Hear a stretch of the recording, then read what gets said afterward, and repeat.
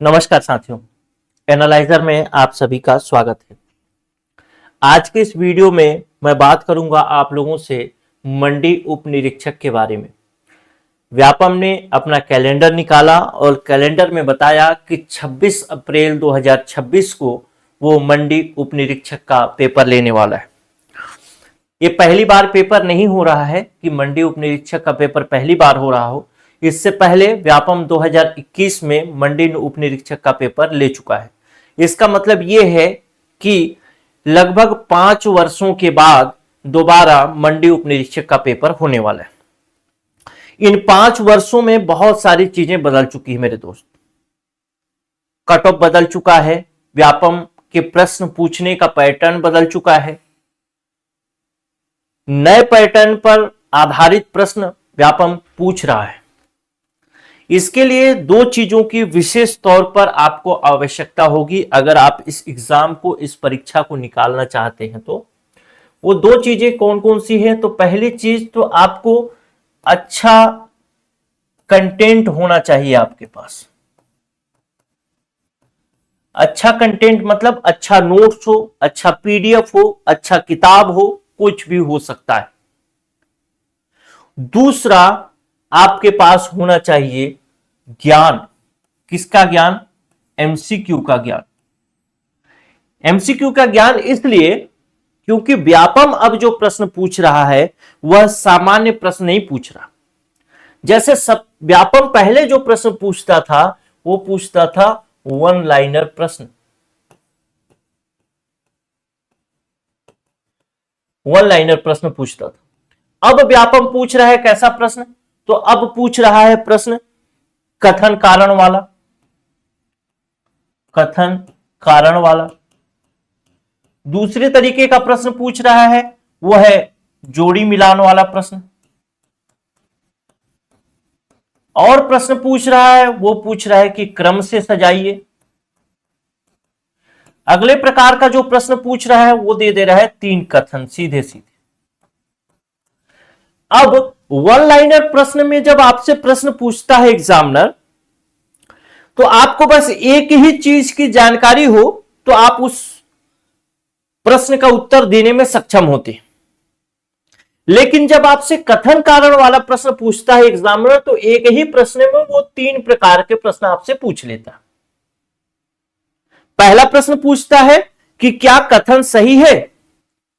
तो सबसे पहले तो आपको यही पता होना चाहिए कि कथन सही है कि नहीं। दूसरा प्रश्न पूछता है इसी में कथन कारण में कि क्या कारण सही है। 2 प्रश्न हो गए, कथन सही, कारण सही। और तीसरा प्रश्न पूछता है कि क्या यह सही व्याख्या कर रहा है या नहीं कर रहा। इसका मतलब यह है कि जब कथन और कारण वाले प्रश्न को आपको बनाना है, तब की स्थिति में आपके पास पूरा का पूरा कंसेप्चुअल ज्ञान होना चाहिए। ऐसा ज्ञान नहीं कि आप रटें और रट करके वन लाइनर प्रश्न तो अब बहुत कम पूछ रहा है। हर चीज में आप देखेंगे कथन कारण वाला प्रश्न पूछ रहा है। तो ऐसी स्थिति में आपका सबसे जरूरी चीज है कि कथन कारण से संबंधित जब प्रश्न पूछेगा, तब की स्थिति में आपके पास उसका पूरा कंप्रिहेंसिव नॉलेज होना चाहिए। तब आप उस प्रश्न को सॉल्व कर सकते हैं। अभी मैं और आगे बात करूंगा। जिनको इस एग्जाम को निकालना है उसके लिए सबसे बेहतर रणनीति पर बात करने वाला। पहले तो आप यह जान लीजिए कि आपको मेहनत कितना करना है। अगले पॉइंट पर बात करूं कि जब जोड़ी मिलान वाला प्रश्न पूछता है तो एग्जामिनर आपसे मुख्य रूप से 4 प्रश्न पूछता है एक ही एग्जाम, एक ही प्रश्न में। कभी कभी 4 से ज्यादा 5 प्रश्न पूछ लेता है। इधर आपको 1 2 3 4 दे देगा और इधर ए बी सी डी और ई दे देगा। ई जैसे आया मतलब 5वां आपको मिलाना है। तो एक ही प्रश्न में आपसे 4 से 5 प्रश्न पूछता है। फिर आता है ये वाला प्रश्न, क्रम से सजाइए वाला प्रश्न, जो कि सबसे खतरनाक प्रश्न मेरे हिसाब से है, सबसे ज्यादा खतरनाक। क्योंकि आप जब पढ़ते हैं या फिर सामान्य तरीके से जब लोग पढ़ते हैं, तो कंसेप्ट पर विशेष फोकस होता नहीं है। छत्तीसगढ़ में खासकर बात करें, मुख्य फोकस होता है किस पर कि फैक्ट जो पूछेगा उसको हमें याद होना चाहिए, और फैक्ट पूछता है वन लाइनर में, और वन लाइनर वाले प्रश्न बहुत कम होते। कौन सी संस्था कब बनी, कौन सी संस्था कब बनी, कौन सी संस्था कब बनी, ऐसे भी प्रश्न पूछता है। तो ऐसे प्रश्नों में भी बच्चे फेल हो जाते हैं। क्यों फेल होते हैं, यानी नहीं बना पाते? कारण क्या है? क्योंकि वो जब पढ़ाई करते हैं तो पढ़ाई के दौरान ही एक कंसेप्ट बिल्डअप हो जाना चाहिए कि हमको इस क्रम में पढ़ना है, और जब आपको वो क्रम ही पता नहीं रहेगा तो फिर आप उस क्रम वाले प्रश्न को किसी भी हाल में नहीं बना सकते। ये एग्जामिनर आपसे एक ही प्रश्न पूछता है, लेकिन सबसे खतरनाक प्रश्न में से मैं इसको बोल सकता हूं, सबसे खतरनाक प्रश्न। और अंतिम प्रश्न जो है 3 कथन वाला, अगर मैं इसको बोलूं, इसको बोलूं और इसको बोलूं, तो इसके अपेक्षा 3 कथन वाला जो प्रश्न होता है वो अपेक्षाकृत सरल होता है। क्यों? क्योंकि कथन कारण वाले में ज्यादा ज्ञान की आवश्यकता होगी, जबकि 3 कथन वाले प्रश्न में आपसे हालांकि 3 प्रश्न पूछता है, लेकिन आपको अगर तीनों का उत्तर मालूम है तो आप इसको बना सकते हैं, अन्यथा आप नहीं बना सकते। क्लियर है?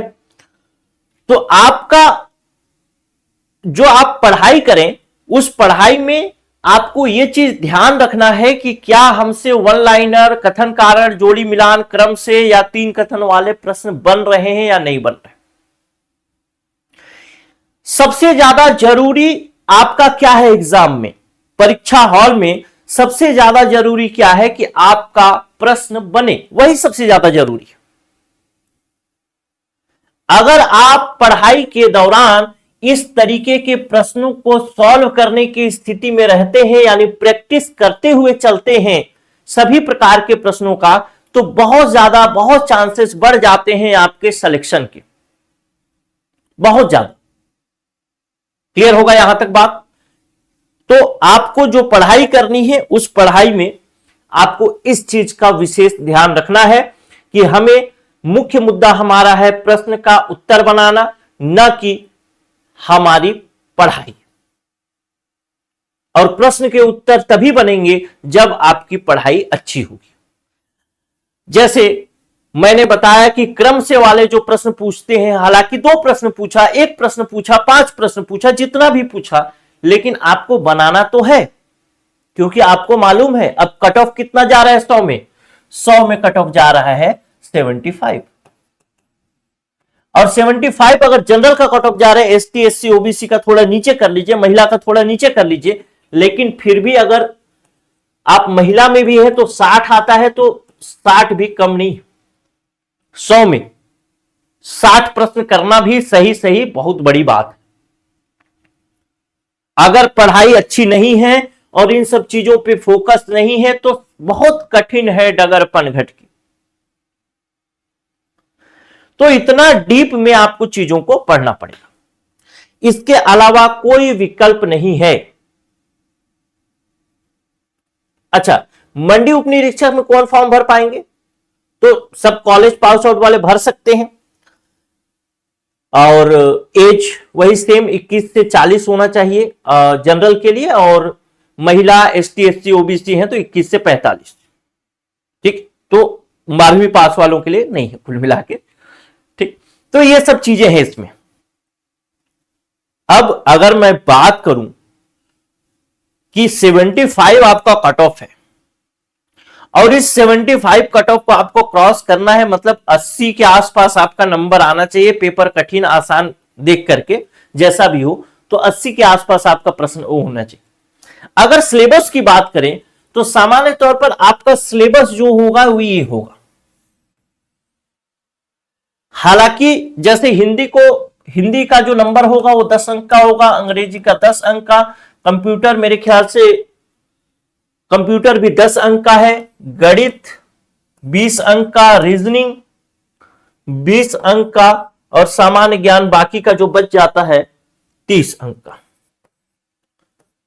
हो सकता है कि इसमें थोड़ा बहुत फेरबदल हो, लेकिन ये सभी टॉपिक तो आपके रहने ही वाले हैं, कहीं से कुछ चीज छूटने वाला नहीं है सभी में से।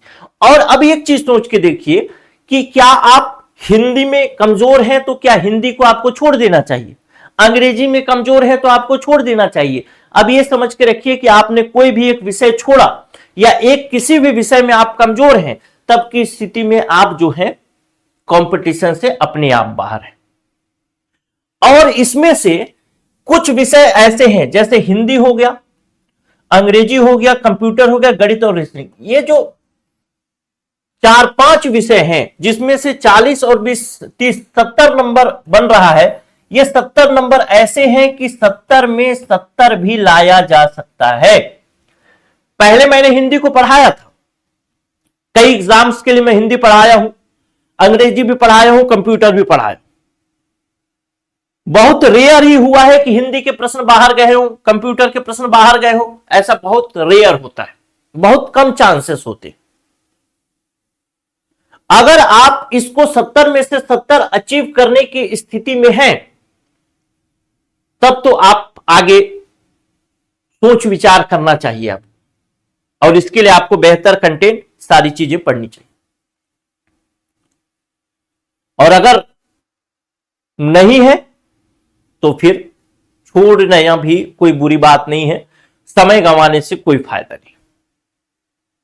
लेकिन समय है तो समय के साथ आप चाहे तो तैयारी कर सकते हैं, इसका कोई माई बाप नहीं है। लेकिन इसमें से भी आप 18 नंबर अचीव कर सकते हैं। अगर आप इसमें ज्यादा मेहनत करेंगे तो इधर आपको मेहनत कम करना पड़ेगा। लेकिन ये ऐसे भाग हैं जिसमें कम मेहनत में अधिक नंबर लाया जा सकता है, तो इस भाग को तो आपको छोड़ना नहीं चाहिए, इस भाग पे विशेष फोकस करना चाहिए। यहां तक बात मेरी आपको समझ में आ गई होगी। आप दूसरे जिस भी तरीके से आप पढ़ना चाहे उस तरीके से आप पढ़ सकते हैं। बाकी अगर मैं बात करूं एनालाइजर के तरफ से क्या हो रहा है, क्या होने वाला है, तो हम इस मंडी उपनिरीक्षक के लिए कोर्स लॉन्च कर रहे हैं। इसमें पोस्ट लगभग, जैसा कि जानकारी देखने को मिल रहा है, अब जानकारी में आ रही है कि लगभग 200 पोस्ट होंगे लगभग। ये कंफर्म न्यूज नहीं है, लेकिन इसी के आसपास पोस्ट रहने वाले। मेरा इस बार का टारगेट होगा कि चाहे पोस्ट कितने भी आए, उसमें से 50% पोस्ट जो हो एनालाइजर के हों, यानी हमारे स्टूडेंट इस 50% पोस्ट में निकले। बाकी कोई बच्चा कैसे भी पढ़े उससे हमको मतलब नहीं है। आप चाहे तो आप भी हमसे जुड़ सकते हैं, लेकिन सिलेक्शन जो है, एक एक बच्चे का सिलेक्शन मायने रखता है। और केवल कह देने मात्र से कि 50% पोस्ट हमारे होंगे, हमारे पोस्ट नहीं हो सकते, या आपके कह देने मात्र से कि आप सेलेक्ट हो जाएंगे, वो आप सेलेक्ट नहीं होंगे उस कह देने से। उसके लिए मेहनत करना होगा। मेहनत इन्हीं मोर्चों पे करना होगा जिन मोर्चों की बात मैंने की कि आपको पूरा कंटेंट, वैसे बाहर से प्रश्न नहीं आता, जो पढ़ाएंगे उससे बाहर से प्रश्न नहीं आएगा, लेकिन उसके बाद भी कुछ बच्चे सिलेक्शन नहीं ले पाते या आने के बाद भी प्रश्न नहीं बनता। तो वैसी स्थिति के लिए मैंने इस बार का प्लान किया है कि हम 3 विशेष मुद्दों पर बात करेंगे, काम करेंगे। एक तो जो होगा जिसको हम कहेंगे थ्योरी, और आप भी इस पॉलिसी को फॉलो करिएगा अगर आप सेल्फ स्टडी करते हैं तो। दूसरी बात आप इसमें एक ऐड करिएगा जिसको आप कहेंगे माइंड मैप, और तीसरी चीज आप ऐड करिएगा जिसको आप बोलेंगे एमसीक्यू, बहुविकल्पीय प्रश्न। और ये 5 प्रकार के प्रश्न होने चाहिए। अगर इन तीनों मोर्चों पर, इन तीनों कंडीशन को आप फुलफिल कर ले रहे हैं तो कोई भी ताकत आपको सिलेक्शन लेने से रोक नहीं सकती। एकदम से किस्मत खराब हो तो बात अलग है, लेकिन अगर इन 3 बिंदुओं पर आप काम करते हैं तो आपके सिलेक्शन के चांसेस लगभग लगभग 99.99% हो जाते हैं। बहुत कम चांस है कि आप सेलेक्ट ना हो, बहुत कम चांस है। तो इस चीज को ध्यान रखना मेरे प्यारे बच्चे कि अगर आप कोई भी कंटेंट पढ़ रहे हैं तो उसमें थ्योरी, माइंड मैप, एमसीक्यू, ये तीनों चीजें आपको ध्यान रखनी।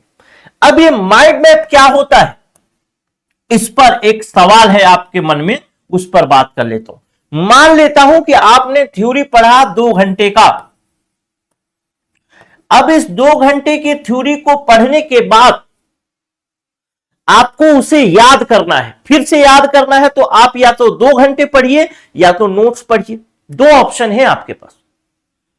अगर आप ऐसी कोई तकनीक, ऐसी कोई व्यवस्था इजाद कर लेते हैं जिससे कि आप इस 2 घंटे की क्लास को 7 से 10 मिनट में रिवाइज कर लें, तो आपके पास ये व्यवस्था अगर आ जाती है तो आपका काम बहुत आसान हो जाता है, या बहुत आसान हो जाएगा, आपके पास समय बचेगा।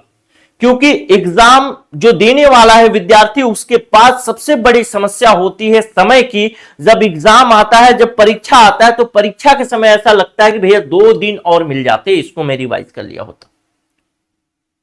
उस समय सब याद आता है कि मैं वहां शादी में चला गया, वहां का पढ़ लिया होता, मैं मुंडन में चला गया, उसमें पढ़ लिया होता।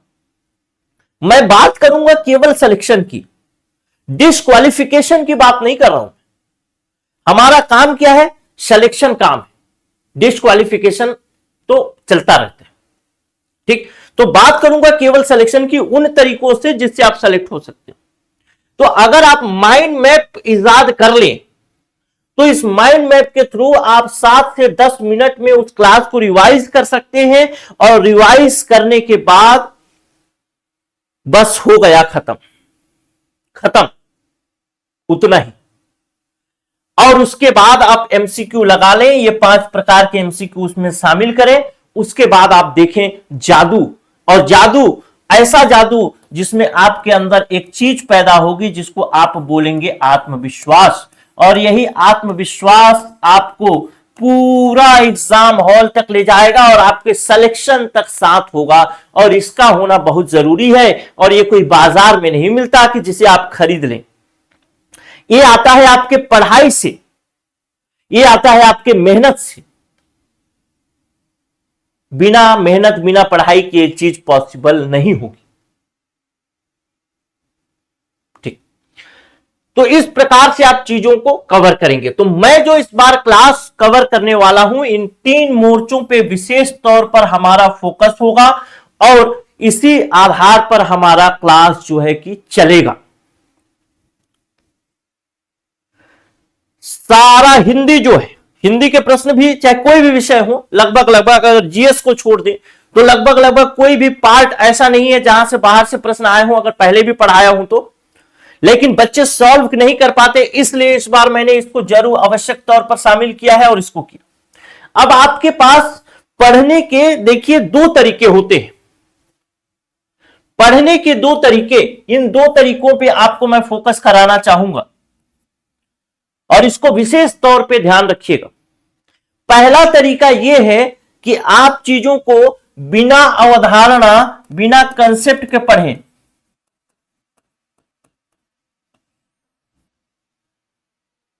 और बिना अवधारणा के पढ़ने के बाद, अवधारणा नहीं है, और उसको पढ़ने के बाद आप 1 घंटे की क्लास करें, यानी 1 घंटे की क्लास में बिना अवधारणा के पढ़ें, और फिर इसको रिवीजन करके याद कर लें। और याद करने के लिए आपको कम से कम चाहिए 3 घंटे, यानी टोटल एक टॉपिक जिसको आपको याद करना है, पढ़ना है, उसके लिए चाहिए आपको 4 घंटे। दूसरा तरीका यह है कि आप अवधारणा के साथ पढ़ें, कंसेप्ट के साथ पढ़ें, क्योंकि आपको याद करना बहुत सारी चीजें हैं, और अगर आप ऐसी ऐसी चीजों को याद करते रहेंगे जिसको कंसेप्ट से याद किया जा सकता है, तो फिर आपका एग्जाम निकालना बड़ा कठिन होगा। तो अगर आप अवधारणा के साथ पढ़ते हैं तो इसी 1 घंटे की क्लास को पढ़ने में आपको लगेगा लगभग 1 घंटा 30 मिनट या फिर 1 घंटा 40 मिनट। लेकिन 1 घंटे 40 मिनट के बाद आपको इसको दोबारा नहीं पढ़ना है, बिल्कुल दोबारा नहीं पढ़ना है। किसी भी विषय को पढ़ने में मजा आपको इसलिए नहीं आता क्योंकि आपकी रुचि नहीं, और रुचि इसलिए नहीं होती क्योंकि आपके अंदर आप उसके प्रति जिज्ञासु नहीं हो पाते। जिस दिन आप जिज्ञासु होना शुरू करेंगे, यानी आप उसके छोटी छोटी चीजों को जानना शुरू करेंगे, तो आपके अंदर जिज्ञासा बढ़ने लगेगी। और पूरा का पूरा एग्जाम, पूरा का पूरा सिलेबस करना, कोई लोड से आप पढ़ेंगे तो सिलेक्शन नहीं। आपको पढ़ना पड़ेगा जिज्ञासा के साथ, कंप्लीट, ठीक, तब जाकर के होगा। तो मेरा जो फोकस होगा वो इस पर होगा, न कि इस पर होगा। पहली बात, मेरा जो फोकस होगा एग्जाम, जो स्टूडेंट है उसके लिए इस पर होगा, न कि केवल थ्योरी पर होगा। रटाने पर बिल्कुल ध्यान नहीं होगा। अभी जैसा कि मैं अधीक्षक के लिए कोर्स लाया, उसमें बच्चे, बहुत सारे बच्चे जो है इस बार निकलेंगे भी। मैं बोला हूं 50% बच्चे अधीक्षक में निकलेंगे, मतलब निकलेंगे। और मैं देख रहा हूं, वॉच कर रहा हूं। फूड इंस्पेक्टर की क्लास चल रही है, उसमें भी बच्चे निकलेंगे, क्योंकि मुझे पता है, मैं मेहनत कर रहा हूं, तो बच्चे निकलना ही निकलना है। चाहे वो शिक्षक भर्ती हो, चाहे महिला पर्यवेक्षक हो, सब में जिसमें जिसमें मेहनत अच्छे से होगा उसमें सिलेक्शन 100%। आपको मेहनत करना है, आपको इस 50% में आना है। मेहनत आपको मेरे साथ करना है। मेरी क्लास कैसे चलेगी उसको भी थोड़ा सा मैं बता देता हूं, थोड़ा सा बता देता हूं। जैसे मान लेता हूं एक विषय जो कि हिंदी का विषय है, हिंदी से ही शुरू करूंगा, मैं सोच रहा हूं हिंदी का विषय। अब हिंदी की क्लास होगी, मान लेता हूं ये फर्स्ट डे। इस फर्स्ट डे में आपकी हिंदी की क्लास होनी है, पहली क्लास, और इसके साथ आपको मिलेगा पीडीएफ। आप इस पीडीएफ को कराइए प्रिंट। प्रिंट कराने के बाद जैसे जैसे मैं क्लास कराता जाऊंगा, आपके पास पीडीएफ प्रिंट आपके सामने होना चाहिए। पर डे का पीडीएफ आपको पहले मिल जाएगा, उसको प्रिंट कराना है आपको सबसे पहले। मेहनत भी करना पड़ेगा और खर्चा भी करना पड़ेगा। अगर प्रिंट नहीं कराएंगे तो फिर मतलब मेरी बातों को अगर आप दरकिनार करेंगे, सिलेक्शन के उतने चांसेस कम होते जाएंगे। प्रिंट कराइए, उसमें जो भी चीजें लिखता जाता हूं, बताता जाता हूं, उसको लिखते जाइए। बस एक जादू की तरह काम करेगा आपके पास। तो इस तरीके से मेरी क्लास चलेगी। पहले पीडीएफ मिलेगा, प्रिंट कराइएगा, फिर उसकी क्लास होगी, फिर पीडीएफ मिलेगा, फिर प्रिंट कराइएगा, फिर उसकी क्लास होगी। इस तरीके से आपकी क्लासेस चलती रहेगी। और इन 4 महीनों में, 4 क्या 5 महीने हैं हमारे पास रहने के लिए, लेकिन मैं 4 महीने मान के चल रहा हूं, मैं मान के चल रहा हूं, 4 भी नहीं मान के चल रहा हूं, मात्र और मात्र 3.5 महीने। और इसका मैं अगर कैलकुलेशन करता हूं 3.5 महीने का, 90 और 15 हो जाएगा 105 दिन। इस 105 दिन में न तो हमको कोई छुट्टी लेना है संडे को छोड़ करके, न ही कोई ब्रेक लेना है, न तो कोई बहाना करना है, न ही कोई बीमारी, कुछ भी नहीं, एकदम कुछ भी नहीं। और पूरे के पूरे इस कंसेप्ट के साथ हमको बढ़ते जाना है। इसका मतलब यह है कि हम 105 दिनों में पहले क्लास होगी। क्लास जैसे ही एक टॉपिक खत्म हुआ, हिंदी का मान लेते हैं, एक टॉपिक खत्म हुआ और टॉपिक खत्म होते के साथ तुरंत ही एमसीक्यू। क्लास एक दिन की थ्योरी क्लास हुई, थ्योरी क्लास खत्म हुआ, तुरंत माइंड मैप 7 से 10 मिनट में तुरंत रिवाइज उस दिन की क्लास, फिर दोबारा उस क्लास को नहीं देखना।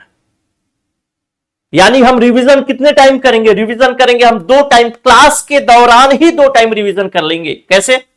पहला तो थ्योरी पढ़ा, थ्योरी रिवीजन तो नहीं है। दूसरा हम माइंड मैप किए, माइंड मैप में पहला रिवीजन हो गया। दूसरा हम इसका एमसीक्यू किए, एमसीक्यू 4-5 प्रकार जो बताया वो सभी प्रकार के, एक रिवीजन ये और एक रिवीजन ये, 2 रिवीजन हो गया। अब 2 रिवीजन तो आपको मैं क्लास के दौरान ही कराऊंगा, उसके बाद आपकी मर्जी है, आप करें चाहे मत करें, मैं इतना बस पढ़ लेंगे तो इतना में सिलेक्शन 100% है। इतना ही कर लीजिए बस, आप बाकी आपको पढ़ने की जरूरत भी नहीं, बस इतना जितना करा रहा हूं उतना कर लीजिए। लेकिन हां, थ्योरी है, माइंड मैप है, एमसीक्यू है, सबके लिए समय लगेगा, मेहनत लगेगा। मेहनत मैं करने के लिए तैयार हूं, आप भी मेरे ख्याल से तैयार होंगे मेहनत करने के लिए। तो अब बात कर लेते हैं इसके कोर्स के बारे में थोड़ा सा।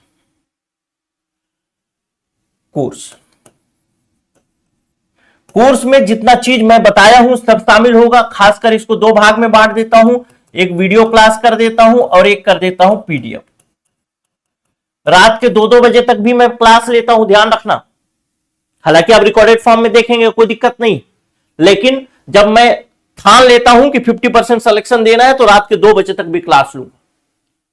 और मेरी जो मेहनत है, बस मेरे से आधा मेहनत कर दो, सिलेक्शन है बस आधा।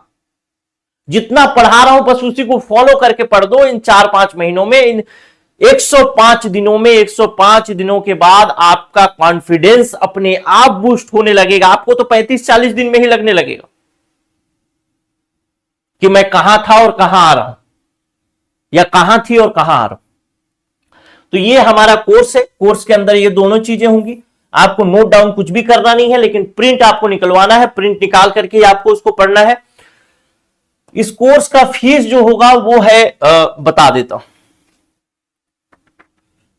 7,000 रुपए प्लस जीएसटी। अगर जीएसटी की बात करूं तो 18% गवर्नमेंट जीएसटी लेती है, तो ये हो जाएगा, जीएसटी का फीस जो हो जाएगा वो होगा 1,260 रुपए। टोटल आपका फीस हो जाएगा 8,260 रुपए का। ठीक, आपको लग रहा होगा ये फीस ज्यादा है। आपको ऑनलाइन मार्केट में देखेंगे, यूट्यूब में सर्च करेंगे, आपको 1,000 रुपए में कोर्स मिलेगा, 999 रुपए में कोर्स मिलेगा, 1,500 रुपए में कोर्स मिलेगा, 2,000 रुपए में कोर्स मिलेगा।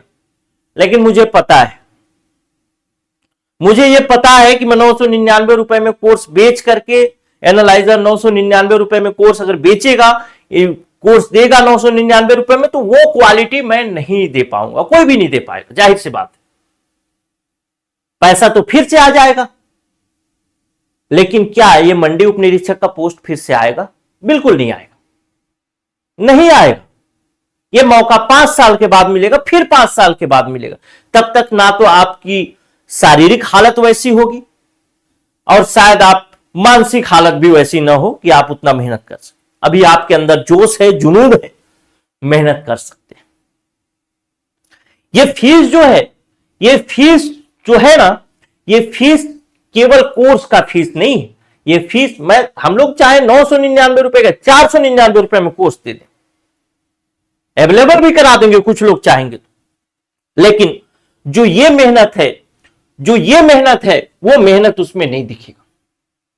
और यही मेहनत एक है जो कि अब जो सिलेक्शन, अब जो पैटर्न बदल रहा है, उस पैटर्न के हिसाब से यही एक मेहनत है जो सिलेक्शन दिला सकता है। यही एक तरीका है जो सिलेक्शन दिला सकता है। और इसके लिए इस सब को, जैसे एमसीक्यू बनवाना है, जैसे माइंड मैप बनवाना है, थ्योरी की कंप्रेहेंसिव क्लास लेनी है, तो उसके लिए हमको थोड़ा अमाउंट का जरूरत तो होगा, क्योंकि हर चीज जो संसाधन खरीदे जाएंगे हमसे, वो सब पैसे से ही खरीदे जाएंगे। तो ये हमारा फीस है 7,000 प्लस जीएसटी, 18% का जीएसटी, 8,260 रुपए का कोर्स होगा। लेकिन इसमें जैसा कि एनालाइजर शुरू से ही डिस्काउंट देता है शुरुआत में, तो इसमें फर्स्ट 20 स्टूडेंट के लिए डिस्काउंट होगा। इसमें से फर्स्ट 10 स्टूडेंट जो हैं और बाकी के जो 10 स्टूडेंट और बचते हैं, दोनों के लिए डिस्काउंट होगा। फर्स्ट 10 स्टूडेंट के लिए आपको ये 4,000 रुपए, हाँ 4,000 रुपए में मिलेगा। इसमें कोई जीएसटी नहीं देना है। बाद में ज्वाइन करेंगे तो आपको ये 4,000 प्लस जीएसटी में मिलेगा। ये फीस आपको 10 बाकी स्टूडेंट, बाकी जो फिर बच जाएंगे तो ये फीस। क्लियर है? शुरू में ज्वाइन करिए, कम फीस में ज्वाइन करिए, मेहनत करिए, अच्छा करिए। मैं भी चाहता हूं अधिक से अधिक लोग कम फीस में ज्वाइन करें, लेकिन बहुत ज्यादा कम फीस हमारी क्वालिटी को प्रभावित करेगी। तो जो लोग कम फीस के पीछे पड़े हैं, मतलब फीस के पीछे पड़े हैं, उनके लिए तो शायद ये क्लास नहीं होगी। जो लोग क्वालिटी के पीछे पड़े हैं, जो लोग चाहते हैं कि इस बार सिलेक्शन लेना है, बस उन्हीं के लिए क्लास। आंख बंद करके मेहनत करना जो चाहते हैं, जो चाहते हैं कि हां सर ने कहा है कि 105 दिन देना है और उस 105 दिन में वो मेहनत और लगन के साथ लगे रहेंगे मेरे साथ, उन बच्चों के लिए क्लास। तो वो मेरे साथ आइए और मेरे इस मुहिम को कि हम 50% सिलेक्शन एनालाइजर से देंगे, उसमें आप जरूर आइए, साथ दीजिए और आप भी चयन में भागीदार बनिए। ठीक है, बस इतना ही था। अगर आपको कोर्स लेना है तो बता देता हूं, 94-064-21-014 ये हमारा व्हाट्सएप का नंबर है। इस व्हाट्सएप नंबर पे आप मैसेज करिए, मंडी, अंग्रेजी में लिख देता हूं, मंडी उप निरीक्षक, ऐसा लिख करके, मंडी उप निरीक्षक क्लास, ऐसा लिख करके आप मैसेज करिए और पेमेंट डिटेल मिलेगा, पेमेंट करिए, कोर्स ज्वाइन करिए। हमारी क्लासेस जो शुरू होगी, ध्यान रखिएगा, क्योंकि शुरुआत से मेरे को एकदम स्क्रैच से लेकर के चल रहे हैं। और एक चीज और, हां मैं एक चीज और, बहुत बहुत जरूरी चीज, आप कितना पढ़े हैं, आप कितना जानते हैं, उससे मुझे कोई मतलब नहीं। आप शुरुआत कर रहे हैं तो भी मुझे कोई मतलब नहीं, आप अगर कुछ पढ़ चुके हैं तो भी मुझे कोई मतलब नहीं। जो बच्चे शुरुआत कर रहे हैं उनके लिए तो बहुत अच्छा अपॉर्चुनिटी है, मतलब उनको बहुत कम मेरे को सिखाना पड़ेगा। लेकिन जो बच्चे पढ़ चुके हैं उनको कुछ कुछ चीजें जो पढ़ी हैं उनको भूलनी पड़ेगी और मेरे हिसाब से चलना पड़ेगा। तो मैं बिल्कुल शुरुआत से शुरू करूंगा। तो कुछ लोगों को लगेगा अरे तो बहुत बेसिक पढ़ा रहा है, तो बेसिक से ही प्रश्न पूछे जाते हैं और मैं एडवांस की तरफ जाऊंगा, शून्य से शिखर की तरफ जाऊंगा, तो पहले शून्य से शुरू करूंगा। तो थोड़ा पेशेंस के साथ मेरे साथ आपको लगना होगा, मेहनत करना होगा, तब जाकर के तैयारी अच्छी होगी। क्लासेस हमारी शुरू होगी, क्योंकि शुरू से सब चीजें नया रिकॉर्ड करना है, नया पढ़ाना है। तो क्लास जो शुरू होगा हमारा उसका भी डेट मैं बता देता हूं। क्लास स्टार्ट का डेट है 22 दिसंबर 2025। मेरे ख्याल से ये सोमवार का दिन होगा। जो बच्चे मेरे पढ़ाने के तरीके को जानते हैं, पहले जो क्लास देखे हैं उस क्लास से बहुत एडवांस क्लास होगा ये, क्योंकि मैंने इस बार इसमें जो मैंने बताया कि 50% सिलेक्शन का जो टारगेट है और उस टारगेट के लिए हम ये मेहनत करने वाले हैं। ठीक, तो पहले जो क्लास देखे होंगे, मेरा पढ़े होंगे, वो सब ध्यान रखिएगा कि उससे बहुत एडवांस प्रश्न मतलब क्लास होगी। इसलिए भी एडवांस होगी क्योंकि अब जो है क्वेश्चन का डिमांड वैसा है, व्यापम का डिमांड वैसा है, तो हमको जैसा डिमांड होगा वैसे ही चलना पड़ेगा। तू हवा है तो कर ले हवाले मुझको, इससे पहले कि कोई और बहा ले मुझको। नमस्कार।